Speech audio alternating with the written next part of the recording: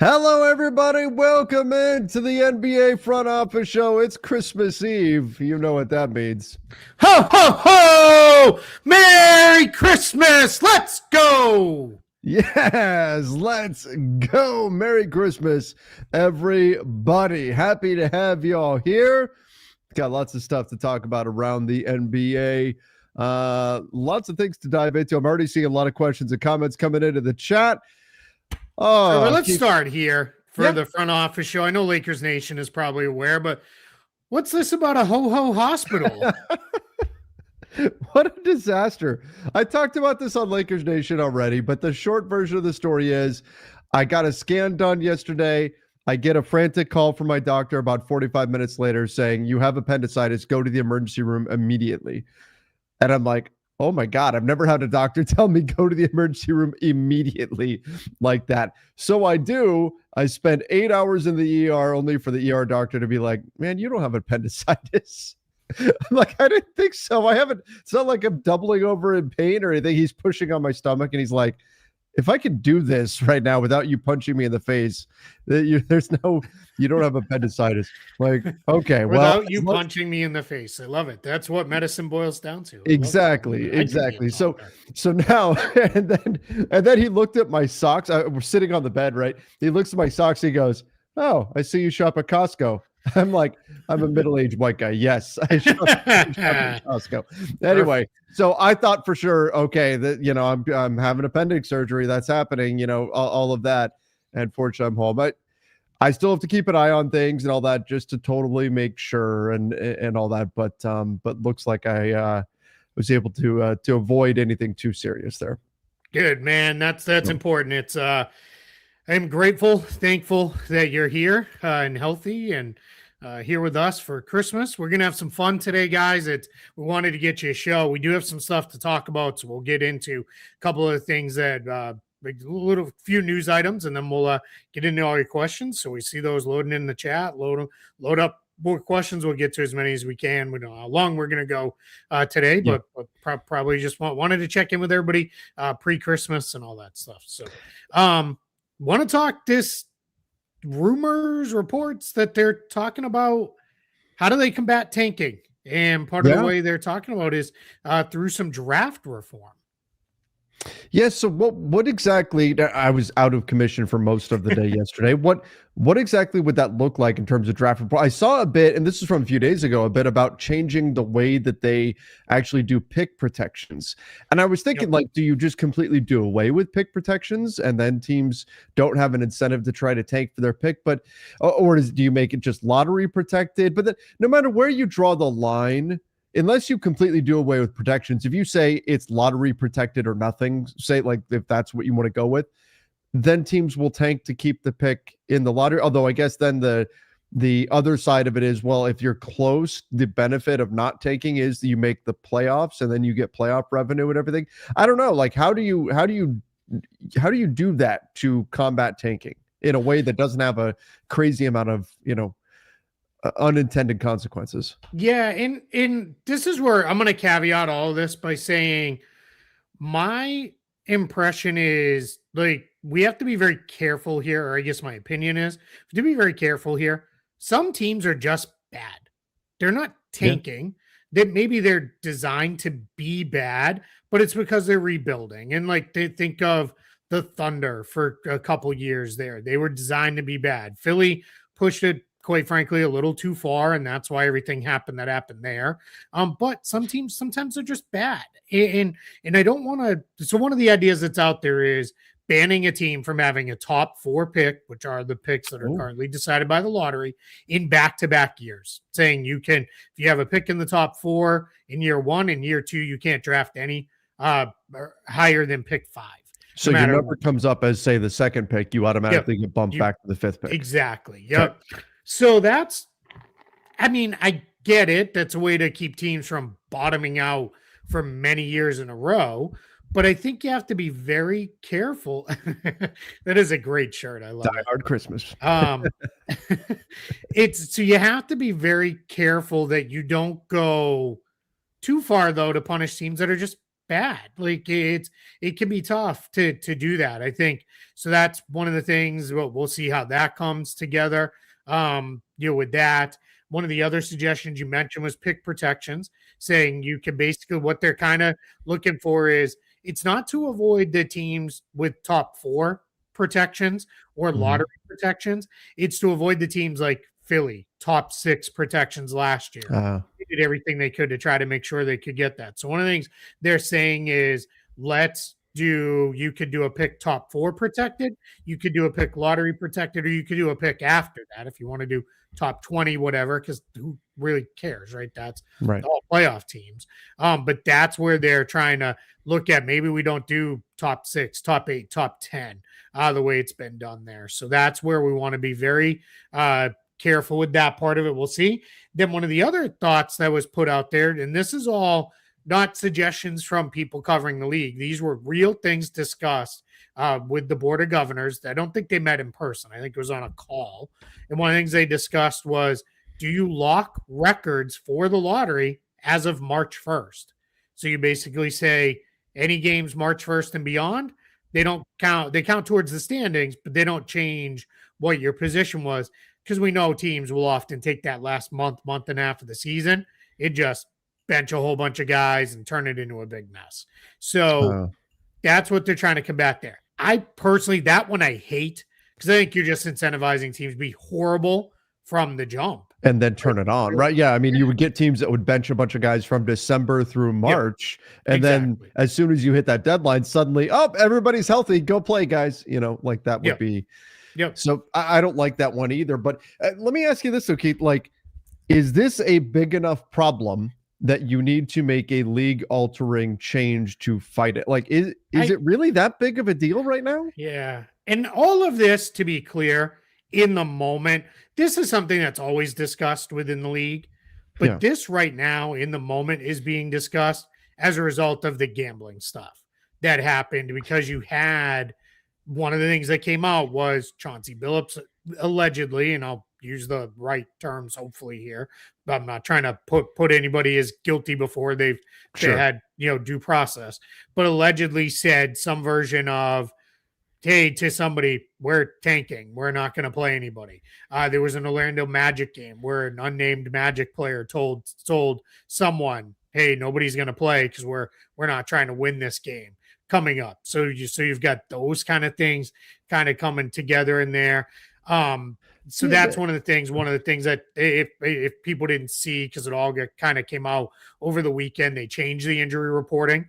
Teams now have to release at 11 o'clock each day an injury report, and then it has to be updated every 15 minutes. So they are trying to basically combat anybody getting information before it's widely known out there. And the NBA has also asked their gaming partners, let's take a look at prop bets. Do we want to do different things? They've already said no more prop bets for two-way players. Those are off the board at, I think, almost all the major gaming places, which honestly, that probably should be that way anyway. And then one of the easy things that a lot of people have said is tell them they can't do unders anymore. Yeah. Because it's pretty hard to, I mean, I guess if somebody went out there and took a million shots to kind of fix your overs, like you could force your way into points. But at that point, the coach would be like, hey, 12th man, like, what are you doing? Yeah. Why are we pulling up from 3 every time? Like, let's, you're going back to the bench. So this is where all this is coming from. Is all, how do we better create things that are going to keep things more on the level? And then there are teams that are going to push. I don't know that any of these necessarily happen. I don't know that they happen for this coming draft or anything like that, but it's at least this discussion point is open. Yeah, that's it. When we talk about changing pick protections, so many of those are already traded for years to come here. Exactly. It's difficult to change pick protections now because it's not going to, if you want to change it, fine, but there's teams that have already traded their 2030 picks. I mean, can you really have it go into effect now? And then what happens with those picks? That'd be something that you'd have to change and say, okay, everybody, this is the way it's going to be post 2031 or 2032 or whatever, which then the effects that you're looking to create, if that's combating gambling or whatever, you're not going to see the results of those for some time. So I think the whole unders thing makes sense to target, so especially guys that are end of the bench players as well. But I think targeting those makes a lot more sense than the other solutions that are It out just there. removes a lot of like when a guy has a bad game, people are like, oh, is there something going on here? Sometimes guys have bad games, right? Like, and it happens with that. Freakzilla says, I like the idea of the bottom four not allowed to receive money from the tax teams. Mm-hmm. That's one of the things that's been thrown out there, whether it's in a given year or it's in a given period. Like if you're in the bottom 4, 2 or 3 years in a row, you don't get the tax disbursement at the end of the year. That one I'm kind of okay with, because that we all know once you start hitting owners in the pocketbook, then all of a sudden like, hey, wait a minute, let's do some changes here. One of the other things, I think this was a Tim Bontemps idea was, or maybe he said it's been suggested, is if you have under a certain amount of wins on the year, you can't be eligible for a pick. And you would set it very low. It'd be like under like 15 wins, which keeps teams from just trying to be miserable from day one. All the way through. And that's kind of an interesting thing. And then I'll pull this one up. It's KTSO Cal Lakers Dodgers. I wonder where he's from or a fan of. Only way to combat tanking is to institute relegation. That's the only system that actually punishes losing. All of their systems reward losing through draft picks. Completely agree. Never going to happen, at least not in my lifetime. It's too big of an immediate financial, just a disaster for your organization if suddenly you are not playing in the NBA anymore because you were bad. Owners will never go for a situation like that where their club immediately has that much value just ripped away. They won't do it. Yeah, and I don't blame them. I get that relegation is a thing in soccer and all that kind of, but how much would that suck too to be a fan of that? Like, you're going to drive fans away. Fans are just going to say, oh, screw it then. I'm not going to pay attention to this team anymore. That I don't think relegation works in the United States. Yeah, I agree. And it's too much big money. It's not, you would have to start it like almost if you were going to quote unquote blow up the NBA and restart it. That's how you would have to do it, is at that point with a thing. And like, where would you put like the teams? Like, are they going to go play in the G League? Is the G League team going to come up? That wouldn't work, because those teams are minor league teams that are owned or at least operated with the NBA team. So it just gets very, very messy there. But with that 15 game thing, couldn't you see teams though that they would get to 15 games and then just bench everybody? 15 wins. Yeah, I'm sorry, 15 wins. Yeah. I mean, maybe. Yeah. I think the idea is if you're under 15 wins, you're like approaching being historically bad. So like, let's just, kind of see where that one comes to, right? So, but yeah, that one's tough. I don't know. As far as MLB, I'm seeing some comments about MLB restricting teams from draft. I don't fully understand the MLB draft system. I am more on the side of like a casual baseball fan, but in terms of restricting drafting high, take money for revenue sharing like they did with the White Sox a couple of years ago, I don't know the ins and outs of that or even how the MLB cap system works. But if they do limit teams from having lottery picks in consecutive years, baseball is a very different game than basketball. I mean, in terms of the amount of impact that one player can have in baseball compared, now you could say if you have a true ace pitcher, but even so, they're only pitching every 5 games for the most part. So a true superstar player in basketball is a very different situation. So I think the impact would really have to be studied carefully, because Keith, you and I both know that whenever you make a change, there are unintended consequences. It's what happens. And so they've got to, if they're going to go down this path and make some significant changes, it's going to have to be looked at very, very carefully and all aspects of it considered, because you never know what it could ultimately turn into. Because like I said, there's always something unintended that occurs when you make changes. Teams are always looking for ways around rules and loopholes and things like that. So you just got to be careful when you make these kind of moves. One of the things that I give Adam Silver in the NBA currently credit for is that they are consistently focused on trying to make the game and the sport better and the league better. And one of the things I really like is they're open to trying things. And when things don't work, they'll tweak them, they'll change them, and they'll kind of go in a different way. So that part I do give them a ton of credit for. With that they'll try stuff and they'll just see if they can make something happen. All right, let's start going through everybody's questions here. We'll go kind of rapid fire through some of these. Quick question: how does the expansion draft work with unrestricted free agents, team, and player options? So they would not be eligible for the expansion draft if you're a free agent. Options are I mean UFAs would not be eligible for the expansion draft. So what they do is, let's just say the expansion draft is June 25th. I'm just gonna pick a date I know that's generally post finals out of a hat here, and they say it's June 25th. Whatever players have decided with their options on that date, and not that they have to decide by that date, but if they've opted out and they're unrestricted free agents, they're not eligible. If they have done nothing, they are eligible to be picked. And then if they go to the expansion team and then opt out, so be it, they're a free agent for the expansion team when free agency opens like a week or so later. So that is how options work on those. So if you've been playing with our Spot Track mock expansion draft tool, when you go to protect players, you can't protect somebody who's a direct unrestricted free agent, but you can protect someone with an option if you want to, because we don't have a date. So we're just going to assume they're good to be selected. One other thing I will add is restricted free agents can also be protected, but if drafted by an expansion team, they immediately become an unrestricted free agent. So you could draft somebody, get their bird rights, whatever level of bird rights you get out of it, and then you have them go from there. All right. And that's where, if you're an expansion club, you have to know ahead of time, hey, does this dude want to stay? Do they want to leave? Do we want them to leave? Do we want the cap space? Do we want for them to go? Right. Yeah. That's going to be the fun part of an expansion draft when we get there. We've got a couple other expansion questions that I flagged too. When we actually get there, one of the fun things is going to be teams kind of doing the idea of like, hey, we left this guy unprotected. Will you pick him if we give you a first round pick to take him, get his contract off our books or whatever it may be? All right, let's go here.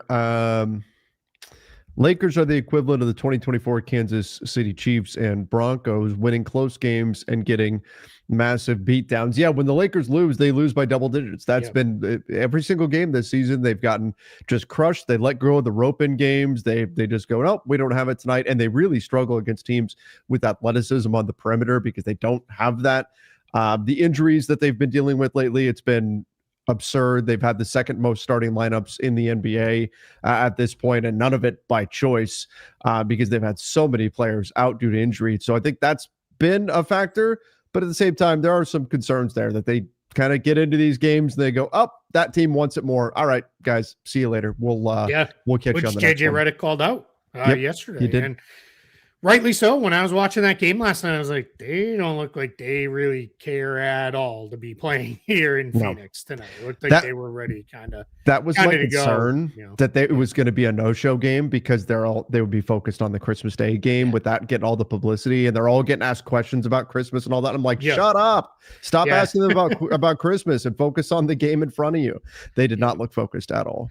I mean, and the reality is, the roster is built without a lot of good defensive players. There's only a handful of good defenders on the roster. It is interesting, this point that's being made. This is why a lot of the advanced metrics kind of don't like the Lakers right now, as far as like season-long success goes, because their point margins aren't good for a team that is 19-9, I believe. And their expected record with all of their metrics is 14-14. Now, one thing I'll say is, they've won a bunch of games that they probably shouldn't have won with the injuries that they've had. So that's a good thing. If I'm going to be good in one thing, I think I'd rather be good in close games because playoff games tend to be close. That said, you got to work in a handful of positive blowouts in your favor at some point to get guys rest and the like. Yeah, they've had very little opportunity for rest. They had, I think, maybe one. They beat Milwaukee pretty handily, but that was about it. Yes. Do you think Harden and Kawhi have done enough the past few games to raise their trade value? I would always hesitate to assume that a player's trade value changes on a handful Yeah. of games, like changes Yep. drastically, unless it's something where a player was getting no opportunities before and suddenly they burst onto the scene and everybody's like, whoa, this guy's way better than anybody thought, or something like a young player that nobody had seen much of or something. And that's an extreme example. In general, I think most teams aren't going to drastically alter a player based on a stretch of good play or bad play. Yeah, it's I think teams know what those guys are, and Yeah. not much is gonna change their value. To your point, I think either a player who hasn't had a lot of chance gets a chance, they can see their value rise. I think the other one is a guy who's been injured and then shows like, hey, I'm healthy, at least right now I'm playing. I think those guys' value can rise as well.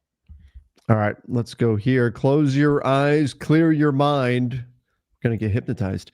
What star is getting traded at this trade deadline? Man, star is the tough part here. Yeah, yeah, because I mean, I don't want to get into a long debate over who is a star. Right, exactly. But I'm what are gonna some of the big? say, I think oh, go ahead. DeMar DeRozan winds up somewhere Okay, else. Like that's a sure. name that Yeah. pops into my head. Zach Levine, maybe. Zach Levine. Yep. I Um, think one of Trey Young, LaMelo Ball, or John Morant gets traded. yep. Yep. Well, one of those three. I think the most fun, surprising one that I can think of, like aside from a Giannis trade or something like that, would be we get a surprise deadline day Zion Williamson trade. Yeah, could certainly happen. All right, let's go here. Spurs OKC is a movie. So I didn't catch the game. Those teams don't like each other, and I love it. Yeah, I didn't catch that game. It But wasn't a good game.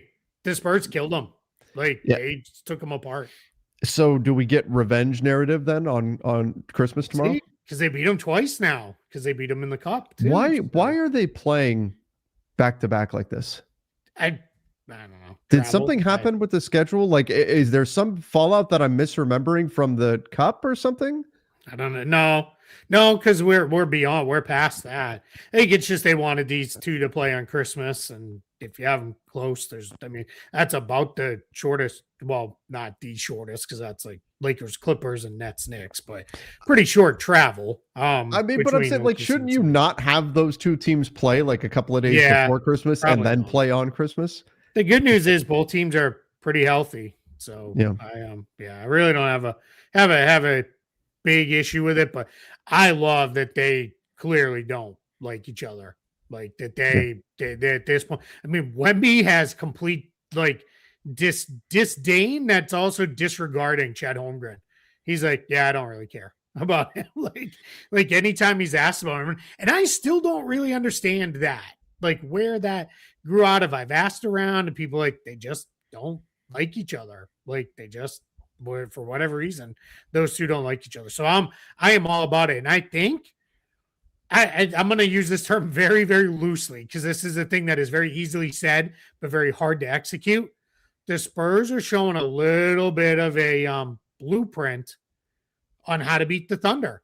You got to keep size at the basket to protect the rim. And between Luke Cornett and Wemby, they've got about the best size in the league that you could constantly. You have 48 minutes of rim protection with those two guys because Cornette's a very underrated rim protector and Wemby's fantastic. It's a little easier to do that when you have a guy who's 9'7" on your roster. Yeah, absolutely. That definitely helps. Yeah. All right, let's go here. Happy holidays. What can the Raptors do to improve? I think they need another big, like actual big. Like I like that Nick Richards idea. Yeah, that one makes a lot of sense. Michael Scotto said that there were some discussions about it's essentially Nick Richards for Ochai Agbaji with some draft picks moving around. So I don't hate that for either team. Honestly, it feels like the Suns could use another wing. And then the Nick Richards is basically out there. Like they are kind of out of there with Mark Williams starting also gets the backup minutes, and then Kama Mawatch is starting to see occasional minutes here and there. So I don't mind that one. That's a very easy trade. But get one more playable big, because if Pirtle's going to keep missing time, which Darko Rajakovic kind of hinted at, Pirtle is very day-to-day with the back. He wakes up one day and feels fine. And then he talked about one day he was at shoot-around and felt fine. Then the game came around and he was like, my back's locked up and I can't go. And anybody who's had back issues knows that's exactly how it goes. So that's frustrating. Yeah, big time. Also, I'm sticking to the NBA on Christmas. Screw the NFL for hijacking. Man, when this happened a few years back, Christmas was on a Sunday, and the NFL played games that day. You knew as soon as they got a taste, they were never going back. They were never going back, and they were going to put games on Christmas every year from then on. And that's exactly what they're doing. So, I don't think they're particular. I mean, I'm not following the NFL like I did, for years. I've been very. It's funny. I've been pulled back in because of the Pats. Really, I've been very disengaged from even fantasy football this year. I've been not paying much attention to. I've been setting lineups just to keep healthy players in there, but that's it. I've been very disengaged, so I can't say there's. I don't even know what the Christmas Day games are. They're not NFL. Good. I know that. I didn't think they were very. I remember a few weeks ago thinking they weren't very compelling. I don't know if that's changed. I don't even know what the playoff races look like, but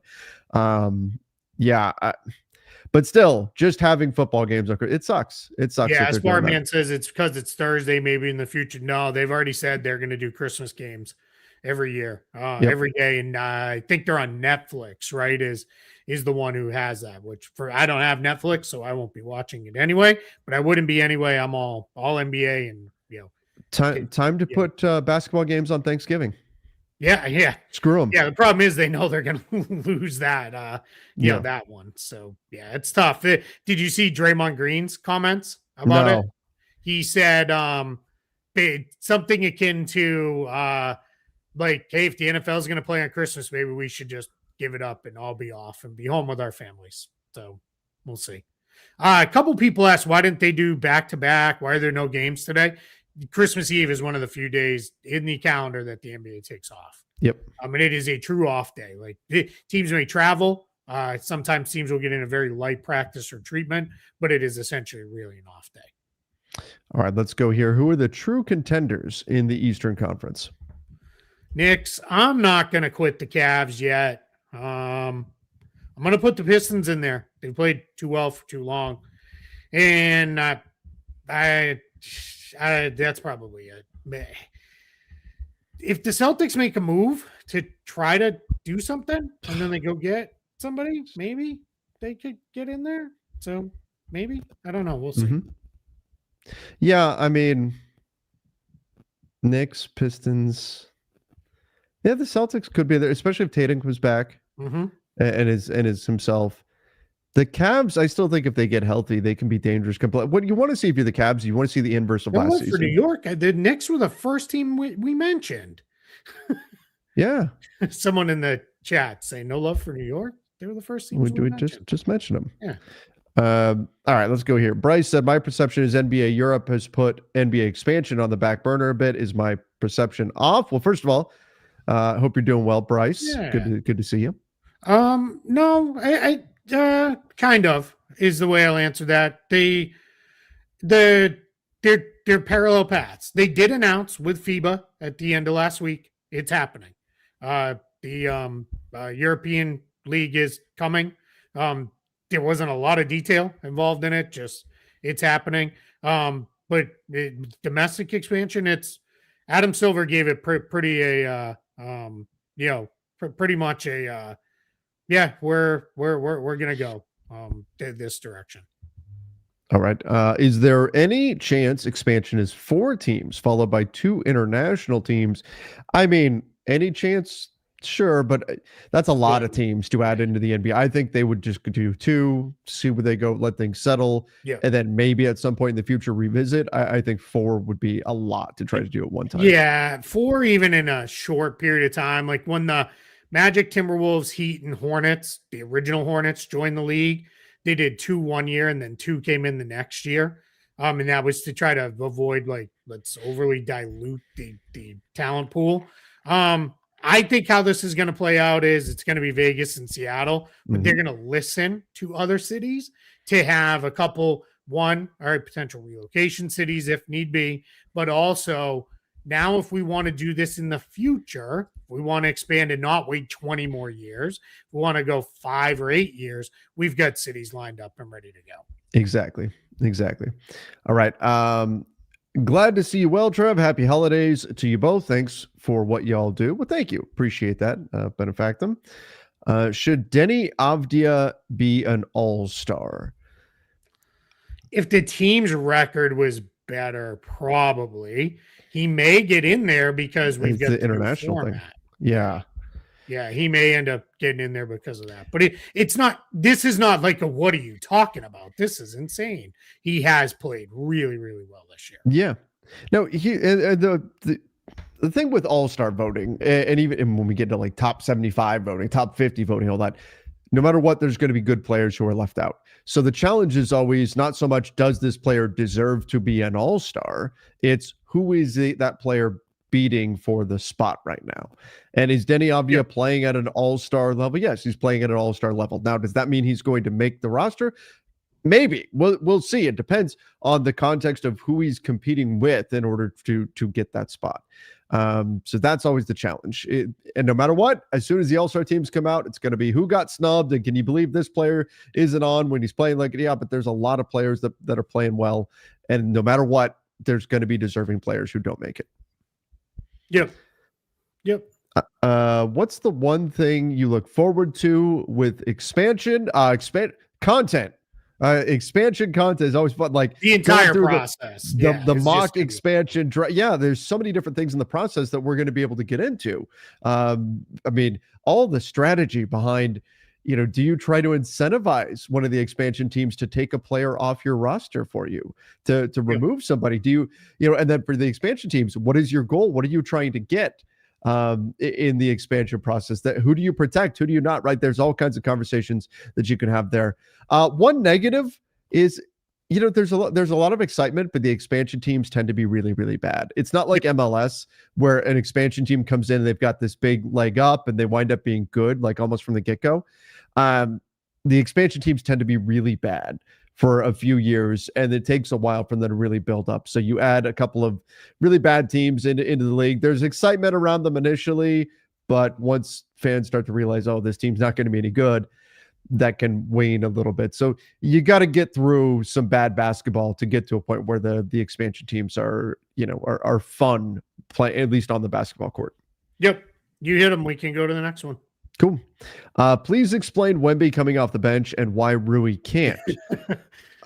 I mean, there's no reason why. Like, it's not that Rui can't. Rui has a history of not being as good coming off the bench. He's also a free agent this coming summer, so I think financially there's incentive for him to be able to say, "Hey, no, I'm a starter." But no, you do what's best for the team, and if that means Rui coming off the bench, that means Rui coming off the bench. Keith, 2024 draft class is the least talked about except number 55. Who has impressed you in that class and can be a superstar? Number 50. I had to look. Just there's like, is that Bronny? And yes, it's Bronny. Yeah. Who can be a superstar? Stephon Castle, maybe. Yeah, maybe he's getting there. I love Alex Sarr. Like, I think he's really, really good. I think Reese is good. Reed Shepard's played well. I'm just looking at the draft class, so don't miss anybody. Modest Buzelis is, I'm really high. He's interesting. When healthy, Zach Edey has been really good. There's, you go a little further down. Yeah, AJ Mitchell's been fun from that class. Jalen Wells, my guy Oso, of course. Yeah, that's kind of where I think the class is played out kind of like with that, where maybe you have a few guys that are like all-star tier. Yep. But nobody necessarily superstar tier at this point. And maybe some guys get there, but you've got a lot of good role players and some all-star tier players as well. Yeah, exactly. Yeah. It's not Ron Holland potentially. Mm-hmm. We're seeing I really like the way the Pistons handled his rookie year too. Where they made sure he played every game. Jalen Tyson's coming along as well, as Bryce says. He really shot it well. for the Cavs in a really kind of a down year. He's played well. So yeah, I mean, it's just a nice class, but superstars, we're jury's still very, very much out on that. All right. Do you think a good way to bolster the Lakers defense is to have LeBron as the sixth man and trade Rui? That way they can add 2 defensive wings to their starting lineup. Happy holidays. Well, they have to find those defensive wings first in order to do that. And I think long term, that would be the plan in a post LeBron future would be to have a couple of defensive wings. Yeah, I don't see LeBron being the sixth man this season. And I don't think you necessarily even have to do that in order to bolster your defense the way JJ's doing the rotations. That guy stole my alternate Twitter or YouTube name. Oh, no. We appreciate the super chat there from Carl. Thank you. I wonder what your opinion on 75% of viewership is outside the U.S. Interest in NBA here has been falling every season. Not this season. Yeah. Viewership numbers are all through the roof. Up. Yeah, way up. I mean, I think it helps. It's on NBC. That's a huge help versus TNT. 75% of the viewership. I don't know if that number is accurate, but it's a big world, and basketball is the second most popular sport in the world behind soccer now, by almost every measure out there. So it doesn't surprise me. Very popular in Europe. Very, very, very popular in Asia. It's the most popular sport in a handful of Asian countries, including the Philippines. They love basketball. So yeah, doesn't surprise me that basketball is that popular outside of the US, and a lot of the viewership's coming in. And that's part of what we focus on is what is the viewership here, because it's a US based league. But and you got to remember too, none of those numbers count Canada. When that's in there, that's all gets lumped in the international numbers as well. I've just been handed an urgent and horrifying news story. All right, no, not horrifying, but Shams Charania reporting, and I can't actually, because we're live here, I can't actually watch listen to the clip, but he's talking on ESPN, and apparently Luka is expected to play tomorrow. And I believe Jalen Brunson too. And Jalen Brunson as well. Yes. So, which is good. Yeah. So that's good. Good to hear. You want to see good players out there on the floor. Yep. It's a pretty fun slate tomorrow. Yeah. Like it's even that why is that so loud? Because it's an urgent and horrifying news announcement. That's why it's that loud. Even that Mavericks Warriors game is gonna be fun. So yeah, I can't wait. Yep. All right, let's go here. Do large expirings like CJ McCollum or Anthony Simons hold any value league-wide? Well, I'll tell you where expirings really hold value is if you're willing to take back non-expirings in the trade. That's what, now you can attach assets to them and things like that, but they can be particularly beneficial if you're willing to take back non-expiring contracts, especially if it's bad non-expirings. That's where you can really pick up stuff for expiring contracts. Do those specific guys hold value? Like if I'm a team, am I swapping out expiring salaries just to get CJ McCollum? I don't know about that. If I'm moving long-term salary, if it's negative money, okay. But I don't know that they're specifically that valuable, just as like, is a team going to go out there to get CJ McCollum to be the piece to put them over the top? I don't know about if that's really the path we're going to see this go down. Yeah, I think like a lot of this depends on like Giannis or AD. Like, what are the goals for the teams that are trading those guys? If they can get a large expiring to reset their cap sheet, start over, then that's where they can be extremely valuable. Or if a team's playing for cap space for the next season or next off season or anything like that. But yeah, definitely still have some value, because if nothing else, too, teams look at it like, hey, all right, well, that guy's off the books next year, even if they're not super interested in them as a player. You got to go here real quick. Come on, everyone. They're at 39.9 thousand. Subscribe and make it 40K. Let's do that. Let's, on 3, we're going to do or on ho, ho, ho, we're going to do a like spike and everybody hit subscribe. So ho, ho, ho. Like spike, let's go. Let's do it. And hit that subscribe button. Let's do it. Hit that subscribe button. Let's get over 40K. All right, let's go. Where did I lost my spot?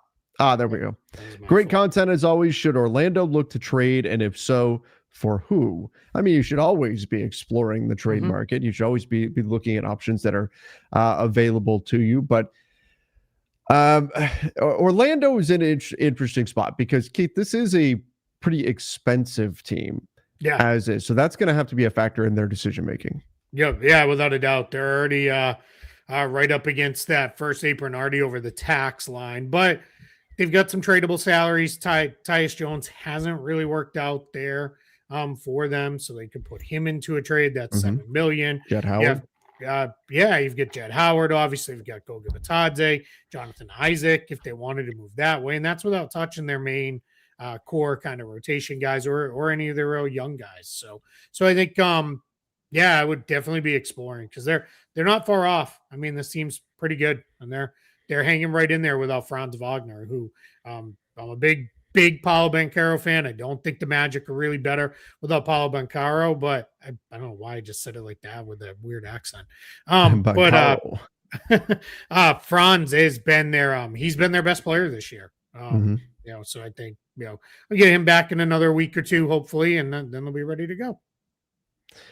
All right. MJ said, NBA front office Christmas edition. Glad you're doing okay, Trev. Happy holidays to you both. Bah humbug Lakers yesterday. Yeah, they just, no-showed in that game. In the spirit of the holiday, what realistic gift or trade would you give your respective teams? I mean, for me, it's simple. Someone who can play both sides of the basketball. Somebody who can shoot and defend. It's a crazy concept. I just want Jason Tatum back. Like, that's all. Like, that mine's super easy.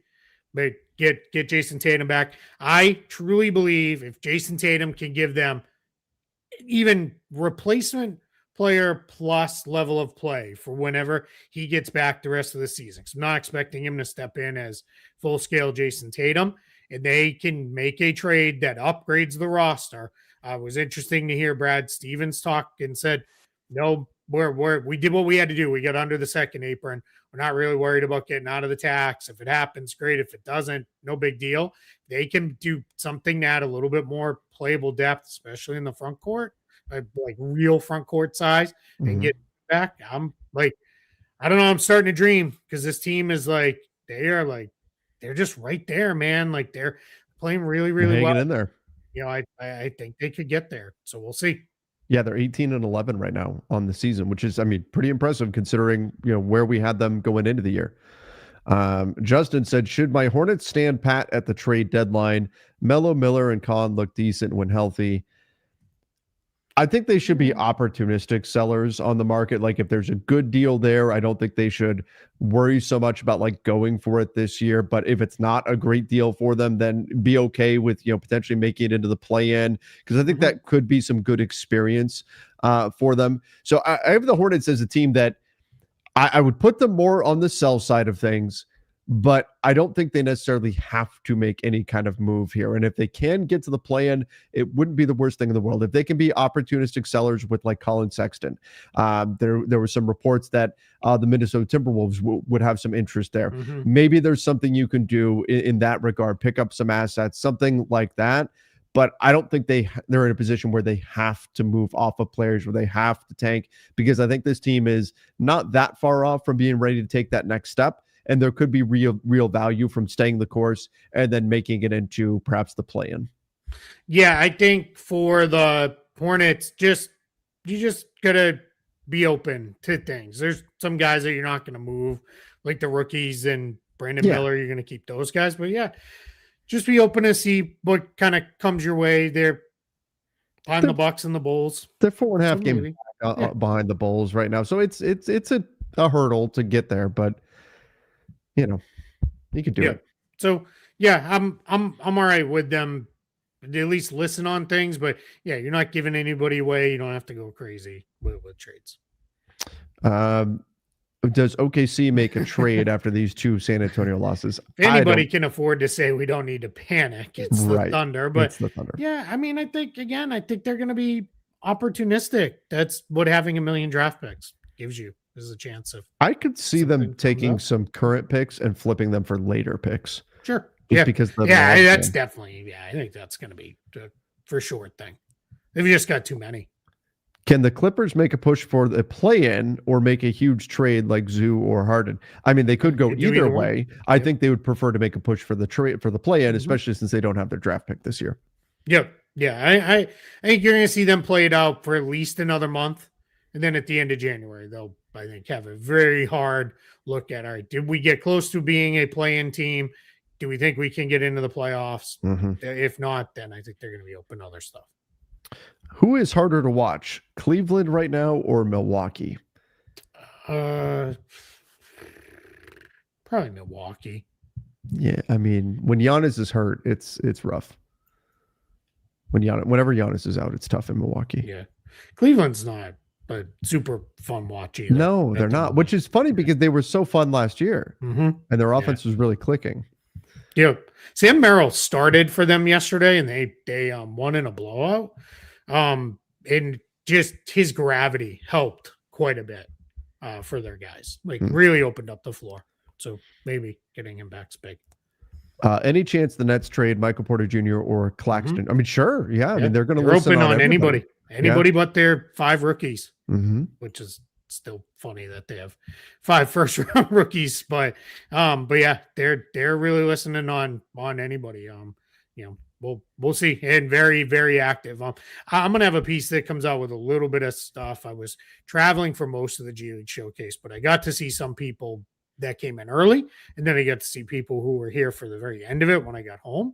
And got some conversations. Big conversation points were Minnesota's trying to get a point guard, trying to get guard help. Like really, really trying. Then they're really trying to get the Nets are really like offering that $15 million in cap space to everybody. Like, hey, we're ready to help whenever anybody's ready to move. And then the Kings, just everybody's like, they're gonna start a fire sale here any moment and start moving guys.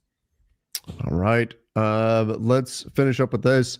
Opinions on Christmas jerseys. Should they bring them back? Yes. I liked the Christmas jerseys. Yeah, I did too. I thought they were fun.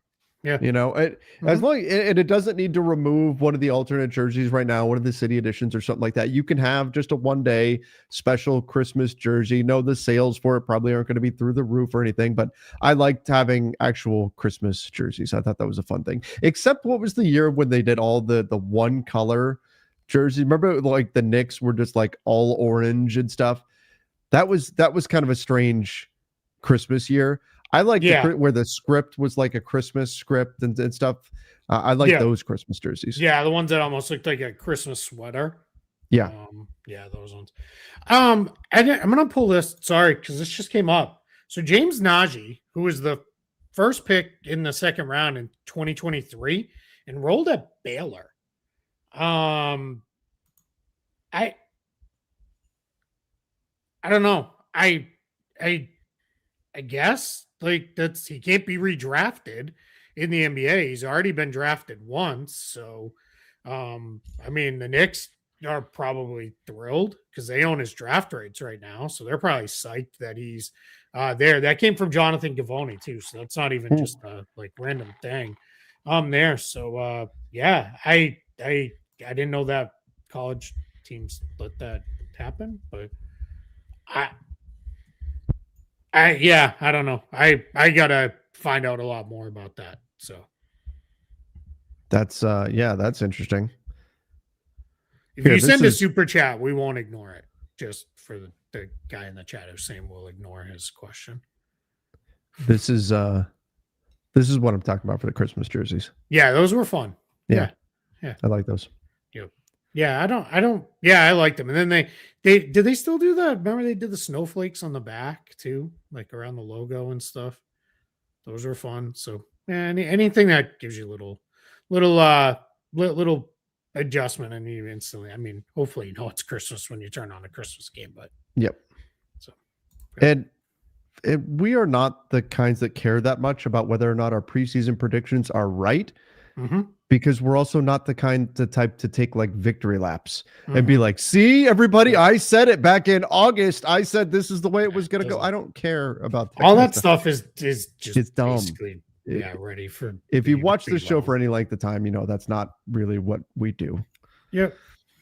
All right, everybody. We there? Let's end on. think We we got to are. end on something better than that guy making us mad. Oh, here we go. Here we go. Perfect. Have you seen the Avengers Doomsday trailer yet? How excited are you guys for it? Did you see the mini trailer? I mean, I saw the Steve Rogers thing. Yeah, Is that what like- you're talking about? Yeah, I think that's It all. was that's kind of actually- like, okay, cool, it's Chris Evans, but like I wanted to see something more. And maybe that's the point, is to get you to like be Yeah. like, oh, I need to see more, you know. But in terms of like generating hype or whatever, like, okay, it was something. Okay, it was Chris Evans back, but like didn't really say much of anything. Like I was hoping there'd be something a little bit more exciting than guy holding a baby. I liked it because it was. I want to go into that movie knowing as little as possible. Okay. Like just which feels almost like a Herculean task at this point. But yeah, I thought it was kind of neat. It was fun to have it there. Did you see what they're doing for Doomsday? Mm-mm. So in front of Avatar, each week a new trailer. Each week, the first 4 weeks that Avatar is out, they release a new trailer. Okay. So how that many people are goes- going to go buy tickets to Avatar and That's just walk out what after I the think trailers? they're hoping for. So there's a Doctor Doom one, a Thor one, and then I think the other one is just a general Doomsday trailer. Hmm. So we're gonna so we got the Captain America one, and then no, the trailer was literally just Chris Evans and a baby. Yeah. Like, it or was not Steve Rogers exciting. and the baby. Yeah, and you can In see any way. at one point he picks up the suit, like it looks like he's pulling it out of a trunk or something. Yeah. Yeah, and you don't need to just. I mean, I don't know, Disney doesn't need me making them money, but you don't need to go pay for Avatar 4 times. They're I've they never release been them that- all online. Never been that interested in Avatar. I don't know I why. went and saw the first one in the theaters and was like visually impressed. I've never watched it again. Never Yeah. been like, you know what I want to watch again is Avatar. Yeah, it's Um, never one of those movies I wanted to go back to. Didn't see the second one. Didn't see the third one. I'll eventually see them. I probably missed out because I mean, visually it was stunning. The Right. first one in the theaters, and it was fine. Like I didn't dislike it. It was okay. I don't know. That's a Those bigger words. conversation about movies that you watch over and over again versus movies that you see once and then you're like, Yeah. okay, I'm good, like leaving that. Yeah, I just watched Ocean's 11 yesterday for like Right? the 400th time. I've seen that movie so many times, and yet Mhm. anytime it's on, I will stop and watch it. Easily the game or movie I have watched the most is Gladiator. Oh yeah, I've watched that movie. I can't even tell you how many times I've watched that one. Die Hard. I mean, Yeah, that's obviously. up Yeah. there. Yep. Die Hard, For sure. definitely up there. Awesome, guys. Well, Merry Christmas, everybody. If Christmas sure. is your thing, enjoy the basketball tomorrow. You got 5 games, should be 5 pretty good ones. It looks like a pretty good slate. Noon Eastern all the way through till 1 o'clock Eastern. So get a little break in there. I think it's before the Lakers game. There's like a very minor break. I'm sure you'll be live somewhere. I doing will it. indeed. I am draft day. I've not seen draft day as many times as I've seen Gladiator. I do enjoy draft day though. Yeah. I am so happy for everybody's support and everything like that. We'll do end of year stuff when we get there. And and I'm glad you're here, my friend. I'm glad you're home and healthy, and Merry Christmas to you and yours. Merry Christmas to you as well, and Merry Christmas to all of you out there. We certainly appreciate you all. Till next time, see ya, and stay safe.